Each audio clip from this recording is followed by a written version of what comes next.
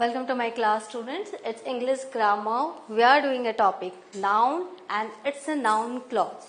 What is noun? As you know, nouns are all naming words. Noun जो है वो naming words हैं और clause किसे कहते हैं? Clause एक ऐसे group of words का sentence होता है जिसमें subject and predicate होता है. Then what is noun clause? Noun clause वो होता है जो noun की तरह sentence में काम करता है.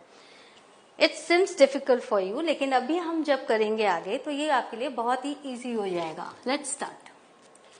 A noun clause is a dependent clause that acts as a noun. तो यहाँ पर आप देख रहे हो जो नाउन क्लॉज है ये एक डिपेंडेंट क्लॉज है, इंडिपेंडेंट क्लॉज नहीं है. डिपेंडेंट क्लॉज जब तक ये सेंटेंस के साथ जुड़ता नहीं है, ये अपनी एक पूरा सेंस ये नहीं लेके आता है, मीनिंग ये अब नहीं लेके आता, दो it is a clause. Now, it begins with words such as how, that, what, whatever, when, where, whether, which, whichever, who, whoever, whom, whomever and why. तो ये जो है जब हम जैसे suppose there is a barber who cuts hair. तो यहाँ पर हम क्या करते हैं कि जब भी हम नाउन क्लॉज लगाते हैं हम उस नेमिंग वर्ड को एक्सप्लेन करते हैं विद 2 or 3 वर्ड्स. तो इससे क्या होता है कि वो डिपेंडेंट क्लॉज हो जाता है और जब तक ये सेंटेंस में जुड़ेगा नहीं ये अपना एक मीनिंग नहीं दे पाएगा. It can act as a subject. आप नाउन क्लॉज का एज ए सब्जेक्ट यूज कर सकते हैं, डायरेक्ट ऑब्जेक्ट्स यूज कर सकते हैं, इनडायरेक्ट ऑब्जेक्ट यूज कर सकते हैं, प्रेडिकेट नॉमिनेटिव्स की तरह यूज करते हैं और ऑब्जेक्ट्स ऑफ ए प्रीपोजिशन. तो ये जितनी भी चीजें मैंने अभी बताई हैं as a subject, direct object, indirect object, predicate nominatives या ऑब्जेक्ट ऑफ ए प्रीपोजिशन, ये एग्जाम्पल के साथ हम आगे आपको बताएंगे. यहां तक क्लियर है आपको? Now move. Whoever thought of that idea is a genius. तो यहां आपने देखा नाउन क्लॉज स्टार्ट हो रहा whoever. जिसने भी वो आइडिया सोचा वो एक जीनियस है. दैट मीन्स यहाँ पर whoever thought of that idea, it's a noun clause. ये एज ए नेमिंग वर्ड हम यूज नहीं कर रहे, एज ए क्लॉज हम यूज कर रहे. The noun clause contains the subject whoever. यहाँ देखो ये सब्जेक्ट whoever भी है और यहाँ पर वर्ब थॉट भी है. तो आपको पता है सब्जेक्ट प्रेडिकेट, तो यहाँ ये दोनों चीजें हैं, तो ये नाउन क्लॉज है. The clause acts as a subject in the sentence. Why it is acting as a subject in the sentence? क्योंकि ये हमने starting में लिखा है. Because the sentence starts with these words, that's why it acts as a subject. Let's start. A noun clause can perform as a subject complement. Subject complement हम किसे कहते हैं? जब हम जो subject है उसके विषय में जब हम और जानकारी देते हैं तो उसे subject complement कहते हैं. द फर्स्ट प्लेस विनर, जो फर्स्ट प्लेस विनर है, राइट, विल बी, वो होगा, whoever swims the farthest in an hour, जो 1 घंटे में सबसे ज्यादा दूर तक स्विम करके जाएगा. whoever swims the farthest in an hour. तो यहाँ पे देखो whoever swims the farthest in an hour, तो हमने एज ए सब्जेक्ट कॉम्प्लीमेंट हमने इसे सेंटेंस में यूज किया. Choose a gift for whomever you want.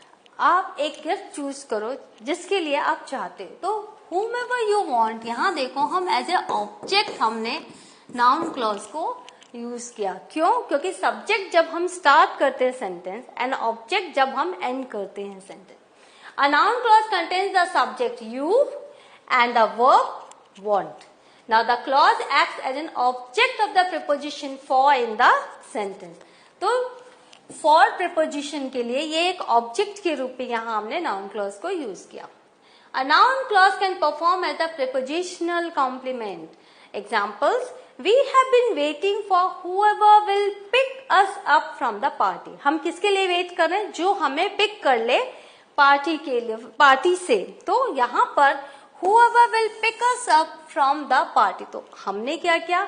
हमने थोड़ा और इंफॉर्मेशन ऐड किया and that is called prepositional complement. Now next, be sure to send whoever interviewed you a thank you note. तो अगर आपने किसी जिसने आपका इंटरव्यू लिया तो उसके एक थैंक यू नोट जरूर आप भेजो. तो यहाँ आप देख रहे हो कि be sure to send whoever interviewed you, a person who has interviewed you, a thank you note. तो यहाँ आप देख रहे हो whoever and the verb interviewed, this is a noun clause and it acts as an indirect object, not as a direct object but an indirect object. जब मैं पहला slide आपको बता रही थी तब मैंने कहा था कि इस तरह से हम नाउन क्लॉज को यूज करते हैं. Now when you will go through the exercises तो आपको ये पता होना चाहिए कि सेंटेंस किस तरह से यूज हुआ है, नाउन क्लॉज कैसे हमने यूज किया है. A noun clause can perform as the object complement. Now यहाँ पे इनडायरेक्ट ऑब्जेक्ट है और हम एज एन ऑब्जेक्ट कॉम्प्लीमेंट भी नाउन क्लॉज यूज करते हैं. Her grandfather consider his biggest mistake that he did not finish college. तो grandfather ने क्या कंसीडर किया बिगेस्ट मिस्टेक, कि उन्होंने कॉलेज को फिनिश नहीं किया. तो यहाँ पर as a direct object in the sentence हमने इसको देखा. The clause acts as a direct object in the sentence. Grandfather missed what, that he did not finish his college. Now do you know what the weather will be. अब यहां आप देखो subject है weather and the verb phrase है will be. Now my greatest asset is that I am a hard worker. तो यहां पर देख लो that I am a hard worker. तो ये भी एक नाउन क्लॉज है. Noun clause contain the subject I and the verb am. और यहां पर ये प्रेडिकेट नॉमिनेटिव के रूप में सेंटेंस में है. Identifying what, identifying asset.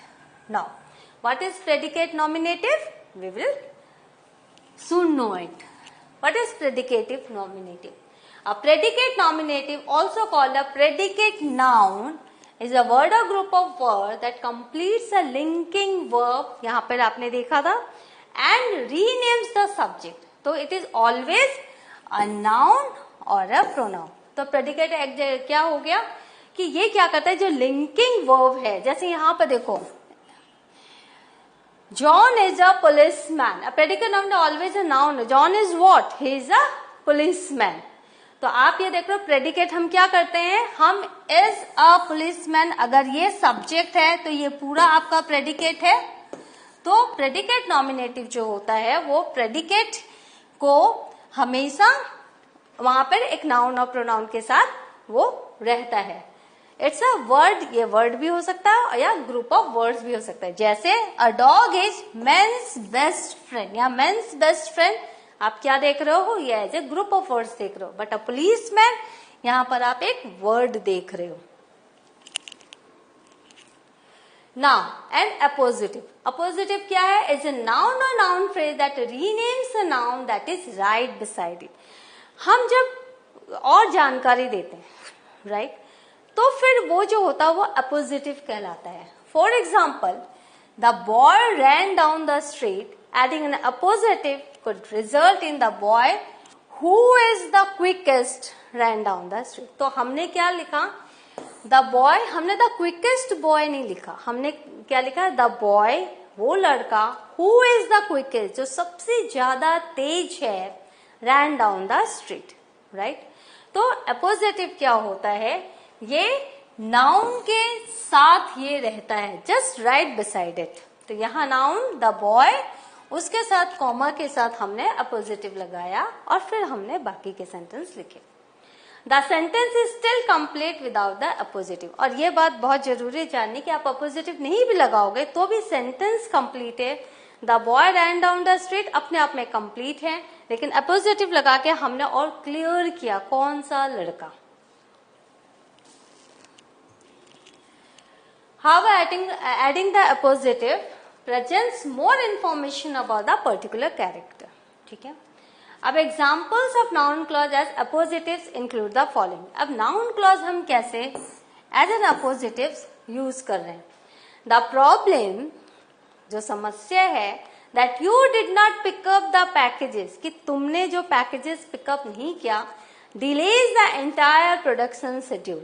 अब ये that you did not pick up the packages, ये आप नहीं भी लिखोगे तो भी है, चलता है, क्योंकि ये पॉजिटिव है. The problem delays the entire production schedule, ये हो सकता है, लेकिन कौन सी प्रॉब्लम, उसको हमने क्या किया और भी क्लियर किया.